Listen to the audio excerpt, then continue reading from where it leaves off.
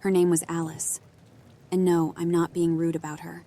She really was a witch, like an enchantress, a sorceress, a magicianette, spells and stuff, dancing naked under the moon, or at least so I like to imagine. If I'd known beforehand, I might have been more hesitant to get involved with her. I know people say stuff like my mother warned me about girls like you, but well, my mother had warned me, as had any number of fairy tales for that matter. You don't date witches. But Alice was cute. We'd talked on a dating app and quickly arranged to meet in person. Sitting there in that coffee shop, I really wasn't thinking straight. I wish I could say she'd enchanted me somehow, but if I was spellbound, it was only by her big brown eyes and the way she smiled at me as we sipped with 2 straws from a cream macchiato. Did I fall in love with her? I don't know. But I liked her, and though it had come as a shock when she casually mentioned the witch thing, slipping it in neatly between a discussion of our hobbies and what I did for work, I was already committed to seeing her again. What did it matter anyway? I wasn't small-minded. Witches were just people. Sort of. Sure, no one really knew where they'd come from, and they seemed to be a phenomena completely exclusive to our neck of the woods. At the very least, I've never heard of the real deal anywhere else. And whenever I bring the topic up to outsiders, they look at me like I'm crazy. So you have to understand, while it may seem strange to you, to us it was almost normal. Things were very good at first. She was so sweet you wouldn't believe it. She told me she'd been lonely for a long time, and that most people avoided her. Oh, everyone were polite, of course, but in every interaction there was this barrier preventing the development of real intimacy. Scared of her, I suppose. I prided myself on being better than that. No, really, it put a swagger in my step. And of course, my intentions were purely noble. After all, was I not graciously extending my kindness to her, rescuing her from a life of solitude? Had nothing to do with her shapely hips either. I was just being good. So, we were dating. Before long, we were going steady. It was always her who kept pushing us to take things further, but I didn't mind being pushed too much. She had a pleasant way of doing it. We even went on vacation together, renting a small cabin out by a lake some distance east of town. It was her way of telling me she loved me. Little underwhelming as a declaration. Well, remember how I said witches were only a local thing, or at least so far as I knew about it. That's because they couldn't go anywhere else. Leaving was painful to them, and if they traveled too far, it killed them. As it was, the cabin was right on the edge of whatever invisible line marked the boundary of her existence. By the end of the 3rd day, she was running a fever, and by the start of the 4th, she was unwilling to leave her bed. Though she insisted on staying out the week, wanting me to get full use of the new fishing rod she'd bought me, I drove us home that same night, scared of how pale and listless she had become. She perked up almost immediately as we turned our noses westward, and by the time I swung into her driveway, I thought she was back to normal. I crashed at her place that night, and as we went to bed, I realized that no, normal was not the word. She was better. A whole lot of newfound energy to be worked off. I won't go into details, but I'm sure you can imagine. I began to spend more time at her place after that. I still kept my own apartment for convenience's sake, even though she was dropping hints now about maybe finding something together. It made perfect sense to shack up, the economics of it, but I liked the freedom that came with separate dwellings. Tying yourself down too tightly too soon seemed like a waste of being young, especially when it was probably going to happen later in life anyway. It was a Saturday morning, I recall, and I'd spent the night there as I usually did. I got up pretty early while she was still in bed, figuring I'd leave and have breakfast at a diner in town. Things had been a little tense the previous evening. Alice had been unusually quiet, sitting very silently beside me as we relaxed together on the couch. Later, when I'd reached for her in the bed, she'd turned away and complained of a headache.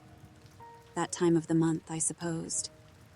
I pulled my clothes on and quietly tiptoed down the stairs. In the hallway, I stopped. I stared. The door was gone. I blinked, but it did nothing to improve the situation. The door remained entirely absent. Only a smooth section of wall stood in its place. Alice? I called. Hmm? Came her sleepy reply. Babe, where's the door gone? The what? The door, honey. I can't find the door. Oh, that. She was coming out of the bedroom now, tying on a flannel robe. I took it away. She went into the kitchen, leaving me standing there nonplussed. After a while, I followed her like a lost puppy. But, I said, I need the door. Do you? She said, pouring orange juice into a glass. Yes, Alice. I gotta go. She exhaled mildly, but with obvious displeasure. Carefully, she occupied herself with the task of making breakfast so as not to have to look at me. I saw her shake her head slightly and smile a very tight smile while working. She was also clearly only preparing one portion. Alice, I said, and reached out to grab her arm. This isn't... Don't touch me like that, she snapped. My hand jerked away from her. I had no control over it whatsoever. It simply moved on its own accord. Wincing, I rubbed at it with my other hand, as it throbbed with a lingering sensation of pins and needles. The hell? She wasn't supposed to use her magic on me. Well, not like this anyhow. There were rules, weren't there? Alice seemed perfectly calm again, and was busying herself with setting the table. One plate, one glass, one set of knives and forks. Why don't you sit down? She said. I'm not hungry, I muttered. My hand still stung. That's all right, she said, and began buttering a piece of toast. It's not for you. Not knowing what else to do and starting to feel a little frightened, I sat down and watched as she neatly and quietly had her breakfast. Neither of us spoke until, having finished her last forkful of scrambled eggs, she delicately wiped her mouth with a napkin. Well, she finally said, and what were you thinking of doing today? Nothing. I was just going home. Look, Alice, I don't know what this is, but stop it, okay? You can't keep me here. I suppose you'll be leaving then. I looked back over my shoulder. The door was still gone. Alice? So, she continued, ignoring me. You were going home. Straight home? You were not, for instance, stopping by Becky Greenfield's house on the way? She said this in a conversational tone, like she was asking me whether I thought it would rain. But her eyes were hard as flint, and I felt a sudden sick lurch in my stomach. I don't, I said, then had clear my throat. What do you mean? Her expression darkened further as she got up from the table and began walking away. What do I mean? She said. I don't know. Why don't you think really hard about it while you clean the dishes? I tried to follow her out of the room. Look, I was saying, I can explain. But as I tried to pass through the doorway, I banged nose first into what felt like a brick wall. I rebounded, and it was all I could do to keep from falling on my ass. Through the door, I could see Alice seating herself on the couch. She glanced at me, mouthed the word clean, then turned on the TV. I thought it was strange how the picture moved as normal, but there was no sound. At first, I figured she had muted it for some reason. Then I realized whatever barrier had blocked my passage must also keep any noise from passing through. That put an end to my plan of loudly calling her several types of bitch, which was probably for the best. With no other option, I reluctantly began scrubbing the dishes clean. The situation was undeniably dire, but in a way, this enforced servitude was actually working to my advantage. I desperately needed some time to think and get my story straight. Okay, I see you raising your brow there. Full disclosure. I had maybe not been exactly as faithful to Alice as I ideally should have. There'd been one or two minor indiscretions along the way, one of which was called Becky Greenfield. I hastened to add that she meant nothing me. It was a drunken fling, over and done with the third time it happened. I certainly had no intention of ever seeing her again. Now, this was true, but maybe still a little more information than what Alice strictly needed to know. I had no idea of how exactly she'd found out as much as she already had, and how much that really was. We'd had a few talks about magic, and I knew there was no such things as enchanted mirrors or scrying pools. Magic was a force of the mind, she'd explained. It lived in people's heads. I'd been a little disappointed at the time. What? I'd said. Like it's not even real? People just think it is? Sure, she'd said. Just make believe. Then she had snapped her fingers, and suddenly there'd been the sensation of feathers tickling me in all my worst spots. As I'd collapsed in a heap of giggles, she'd smiled and added, "But when it feels real, what's the difference?" She'd maintained the spell for another heartbeat before snapping her fingers again and letting me breathlessly get back on my feet. At first, I was angry with her, but she had laughingly drawn me towards the bed. "Don't be mad," she'd whispered as she pulled me down on top of her. "I bet I can make you feel really good, too." I certainly had no doubts left that magic was more than mere illusion. It was our minds that defined our reality, and as long as I thought I couldn't leave the kitchen, my body would act accordingly. And if I thought the door was gone, I would be unable to make any use of it, even if I actually stood there touching the handle. Are you now about to call me a prize-winning fool? Are you about to point out that if all of this was the case, then yeah, of course she'd know what I'd been up to? That, hey buddy, get a clue, because obviously she was reading your mind. Bzzzt, wrong. She can't do that. It's the one thing everyone knows about witches. Look, think for a second, huh? With all the dirty little secrets floating around a small town, can you imagine what would happen if people thought their minds were being spied on? There'd be pitchforks and torches handed out on Main Street. The ensuing mob would have made what happened to those poor girls in Salem look like a day in the park. So no, mind-reading was out. But somehow she had learned something, and I now was stuck in it. It didn't take me long to finish washing up, but I thought perhaps I might have just managed to sketch out a rudimentary defense. As I dried and put away the final piece of cutlery, I felt the lessening of some pressure behind me. The noise of the TV became suddenly audible. Here went nothing. I slowly walked into the living room, trying to put on my most disarming smile.